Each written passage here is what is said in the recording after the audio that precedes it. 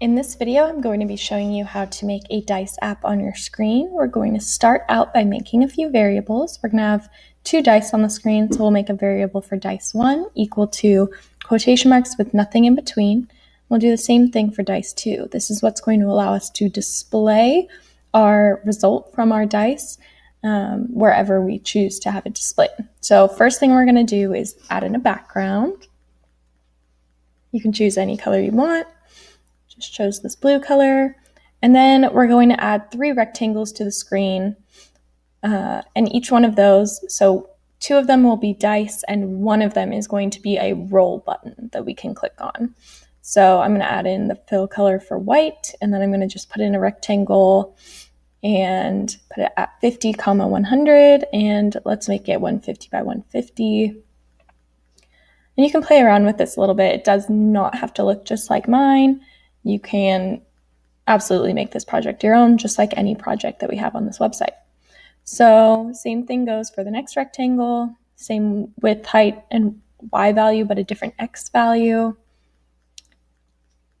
And I'm going to add a number at the end of the rectangle, and that's going to curve the rectangle. So if you put 5 numbers total, it'll curve the edges of the rectangle as much as that last number that you wrote.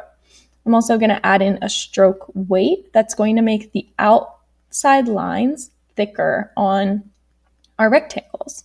These are just some design choices and just some good things for you to practice. I'm going to add in a text font. I'm going to add in a text size.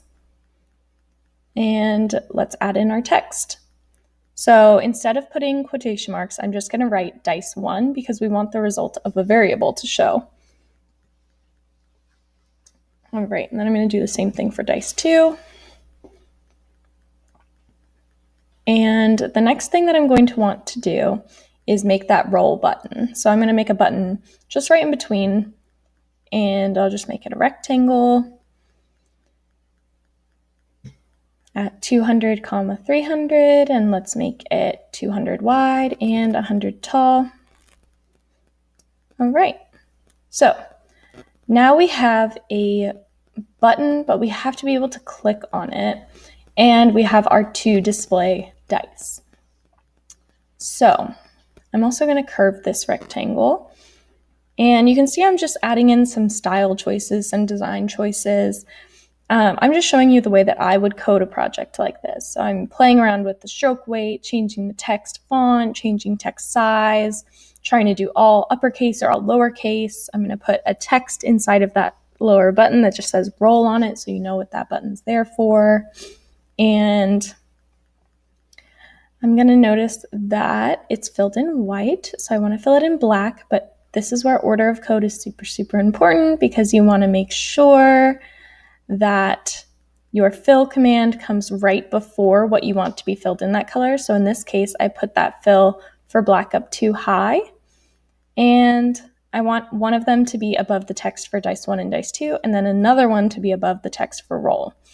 And I'm just playing around with the text size, trying to get it to the right spot that I really like it at, and then changing the X and the Y a little bit. Text is a little bit of a tricky one to get exactly lined up right, because depending on what you wrote and if you used uppercase or lowercase letters, it's always going to be a little bit different length. So you'll have to play around with that one a little bit. I chose to do mine at 230, 380. But that's because of the font that I chose and the size that I chose my text to be. So the next thing that we want to do here is make a lot of extra space, and we are going to start our button. So that roll button actually needs to be a clickable button, right? So I'm going to say if mouse X is greater than 200 and mouse X is less than 400, and if mouse Y is greater than 300, and mouse Y is less than 400, and if our mouse is pressed, then what I want to happen is I want our dice to display inside of those squares that I have. So I want dice 1 to equal floor, which basically just means round. And I'm going to say random 1, 7. So floor just means random. So now when I click the roll button, it's randomly displaying. And I'm going to add in a little bit bigger text size because it's pretty small and I want this to look really readable. I want it to be usable. This is a really fun project to use if you're playing a game at home with your family and maybe you don't have a set of dice, but you want to play a dice-based game. This is a really fun way to do it. All right, so now it's the right size and I think it's the right location. And I'm going to just show you what happens if I take away that floor. So when you put floor and then inside of the parentheses, random 1,7, it does not round if you take that away. So the floor is what actually rounds the number to the nearest whole number. So if you don't have that there, it'll look a little bit crazy and it will not be very usable. So that's a really important piece of code for you to use.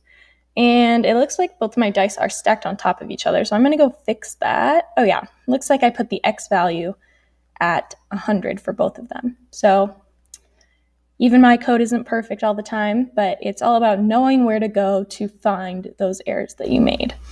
So the next thing that I'm going to want to do is display our total. So we're going to do a total that is displayed in between the two dice. So I'm going to do total and then plus total. And I actually messed up on the variable here. Like I said, I can make some errors too. So our total is adding together two variables. So I can't have it displayed in the very top where I make all my other variables. That was a little issue that I had.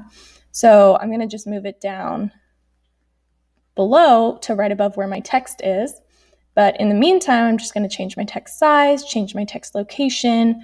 And you can see that where I did my text, I put in quotation marks total. And then after the quotation marks, I added total. So plus total.